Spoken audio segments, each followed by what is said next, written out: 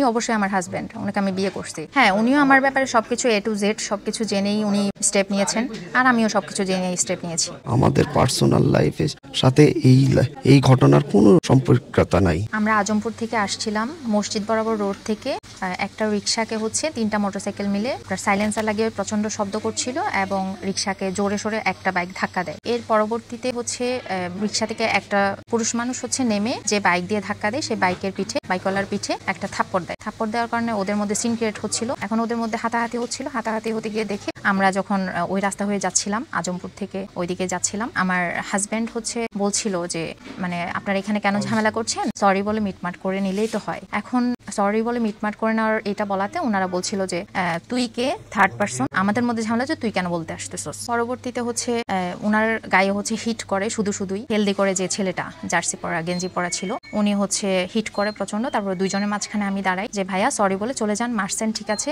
এখন এই জায়গায় আরো সিন ক্রিয়েট হয়ে যাবে, আপনারা চলে যান। ওখান থেকে ওরা পালিয়ে যায়, মসজিদের যে রোডটা সে বরাবর পালিয়ে যাওয়ার পরে ওখান থেকে যাইতে বলছিল যে তোরা খালি 2-3 মিনিট দাঁড়া, তোদের 2-3 মিনিট পরে এসে আমি দেখতেছি। 2 থেকে 3 মিনিটের ব্যবধানে মসজিদের যে রোডটা, সে রোডটা থেকে ওই 4টা ছেলের মধ্যে এক ছেলে প্ল্যানিং করে বাইক দিয়ে টান দেয়। উনি ওনার পিছনে বলছে যে ওর তো বাইক নিয়ে পালাচ্ছে, ওকে ধরেন। পাবলিকরা 10-12 জন মতো ওর পিছনে দৌড়ায় যায়। পরবর্তীতে দেখে যে 2 জন চাকু দিয়ে ওকে অলরেডি একটা আঘাত করে ফেলছে, পিছন দিয়ে কলার ধরাতে, গেঞ্জির পিছন দিয়ে ধরে ফেলাতে ওকে হিট করে ফেলছে অলরেডি। পরবর্তীতে আমি দেখি যে ওর আশেপাশে কেউ নাই, পাবলিক যারা দৌড়ায় গিয়েছিল। পরবর্তীতে ওরা রামদা দেখলে কেউই থাকবে না। পরবর্তীতে আমি দেখি যে ওরে এখানে মেরে ফেলবে। আমি যাওয়ার পর ও দৌড়ায় আসাতে ও পড়ে যায়। রাস্তায় পড়ে যাওয়ার পরে ওর পায়ের মধ্যে কোপ দিয়ে দেয়। দাড়িওয়ালা যে ছেলেটা, সে পায়ের মধ্যে জোরে কোপ দেয়। উনি অবশ্যই আমার হাজবেন্ড, ওনাকে আমি বিয়ে করছি। হ্যাঁ, উনিও আমার ব্যাপারে সবকিছু A to Z সবকিছু জেনেই উনি স্টেপ নিয়েছেন, আর আমিও সবকিছু জেনে স্টেপ নিয়েছি।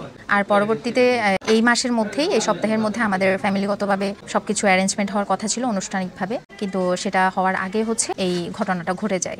এখন এটার কারণে যদি আমাদের হ্যারাসমেন্ট হতে হয়, এটা খুবই খারাপ হচ্ছে। এবং এই ঘটনার সাথে বিবাহর সম্পর্কে কেন আসছে, আমরা আক্রমণ হয়েছি অন্য কারণে। হ্যাঁ, আমার মনে হচ্ছে আসলে আমি হসপিটাল থেকে বের হলে হয়তো বা আমি মারা যাব, এটা মনে হচ্ছে আমার। হ্যাঁ, প্রথমত ভিডিওটা ভাইরাল হওয়ার কারণে পাবলিকরা জানিয়েছেন যে আমরা দম্পতি, সেটা পাবলিকরা সম্পূর্ণ আমাদের কোনো বক্তব্য ছাড়াই জানিয়েছেন।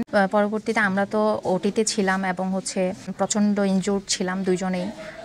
তারপরে আমরা পরবর্তীতে অনেক পরে দেখতে পাই এই ভিডিওগুলো। দেখার পরে আমরা নিজেরাই সারপ্রাইজড যে এই ধরনের ঘটনা ঘটেছে। এখন আসলে আমরা বলতে চাচ্ছি যে পরবর্তীতে আমরা অডিও ক্লিপের মাধ্যমে আমরা জানিয়ে দিব, যে ব্যাপারগুলো ক্লিয়ার করে দিব। উনিও সুস্থ হোক, উনি খুবই সিরিয়াস অবস্থায়, সবাই দোয়া করবেন। অ্যাকচুয়ালি এই ব্যাপারগুলা আমাদের ফোন অফ ছিল, অন্য কারো হাতে ছিল, কিন্তু যারা ভিজিটে আসছেন, যারা দেখতে আসছেন, তারা বলছেন, দেখাচ্ছেন। কিন্তু এইসব ব্যাপারগুলো দেখে মনে হচ্ছে যে আমরা যে ঘটনার সম্মুখীন, আমরা যে আঘাত করেছে, আমরা ওটিতে ছিলাম, অপারেশনে ছিলাম, এই বিষয়গুলো নিয়ে আসলে ঘাটাঘাটি করার কোনো কিছু নেই। এটা সম্পূর্ণ একটা পারিবারিক বিষয়, পার্সোনাল ইস্যু।